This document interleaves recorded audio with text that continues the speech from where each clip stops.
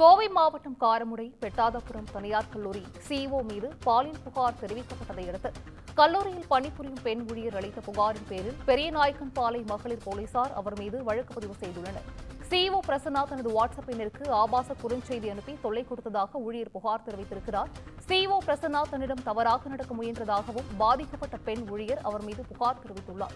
பெண் ஊழியர் அளித்த புகாரின் அடிப்படையில் வழக்கு பதிவு செய்து போலீசார் தற்பொழுது விசாரணை மேற்கொண்டு வருகின்றனர். இதனை அண்மை தகவலாக பார்த்து வருகிறோம். கூடுதல் விவரங்களை செய்தியாளர் ஞானசேகரன் வழங்கிட கேட்கலாம். ஞானசேகரன், வணக்கம். பாலியல் புகார் தொடர்பாக கல்லூரி சிஇஓ மீது தற்போது வழக்கு பதிவு செய்யப்பட்டிருக்கிறது. இது குறித்தான முழு விவரங்கள் ஞானசேகரன். வணக்கம் சிந்துஜா. கோவை பெருநாயக்கம்பாளையம் அடுத்துள்ள சாமி செட்டிபாளையத்தைச் சேர்ந்தவர். இவரது மனைவி பெருநாயக்கம்பாளையத்தில் அனைத்து மகளிர் காவல் நிலையத்தில் ஒரு புகார் மனு கொடுத்துள்ளார்.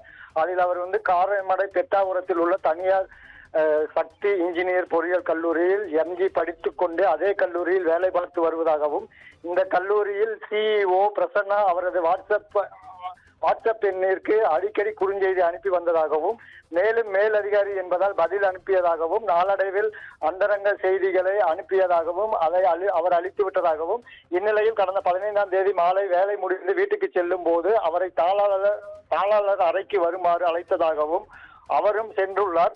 உள்ளே சென்று கதவை சாத்திவிட்டு தவறாக நடக்க முற்பட்ட உள்ளதாகவும், அவரை தள்ளிவிட்டு அங்கிருந்து தப்பி வெளியேறியதாகவும், மேலும் பிரசன்னா அவரிடம் இது பற்றி வெளியே கூறினால் நீ படிக்கும் டிகிரியை பெற முடியாது, வேலையை விட்டு நிறுத்தி விடுவேன் என்று மிரட்டியுள்ளார்.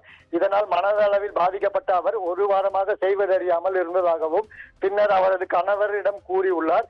இந்நிலையில் அவரிடம் பாலியல் அத்துமீறலில் ஈடுபட்ட பிரசன்னா மீது நடவடிக்கை எடுக்க வேண்டும் என்று பெருநாயக்கம்பாளையம் காவல் நிலைய அனைத்து மகளிர் காவல் நிலையத்தில் புகார் கூறியுள்ளார். இந்நிலையில் காவல்துறையினர் பிரசன்னா மீது வழக்கு பதிவு செய்து விசாரணை நடத்தி வருகின்றனர். சிந்துஜா, விவரங்களை வழங்கியமைக்கு நன்றி ஞானசேகரன்.